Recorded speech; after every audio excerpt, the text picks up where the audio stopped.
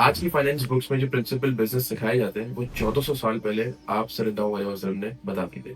Welcome to the episode of how रसूलुल्लाह सल्लल्लाहु अलैहि वसल्लम कंडक्टेड बिजनेस। सुनन अबू दाऊद, इब्न माजा और तिर्मिजी में भी रिवायत मिलती है। आप सल्लल्लाहु अलैहि वसल्लम के पास एक शख्स आया, उसने गालिबन एक गुलाम खरीदा और उससे काम करवाया, उससे प्रॉफिट कमाया और उसके बाद उसमें कोई डिफेक्ट निकल आया तो उसने जिससे खरीदा तो उसको वापस कहा कि इसमें ये फ्लॉ है, इसको तुम वापस रखो।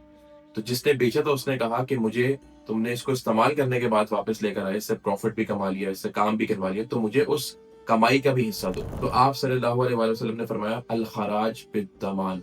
अल खराज का मतलब प्रॉफिट, रेवेन्यू या यील्ड है और बिद्दमान का मतलब है रिस्क या लाइबिलिटी बनती है। आप सल्लल्लाहु अलैहि वसल्लम ने फरमाया कि नफा उसी का है, प्रॉफिट उसी का है जो उसका रिस्क भी बर्दाश्त करता है। इसके प्रिंसिपल्स को समझते हैं। जिसने गुलाम खरीदा यानी पैसा उसने लगाया, उसने रिस्क मैनेज किया, ऑपरेशनल एफिशिएंसी सारी उसने मैनेज की, तो जो प्रॉफिट है वो भी उसी का है। So what do we learn? Profits follow liability.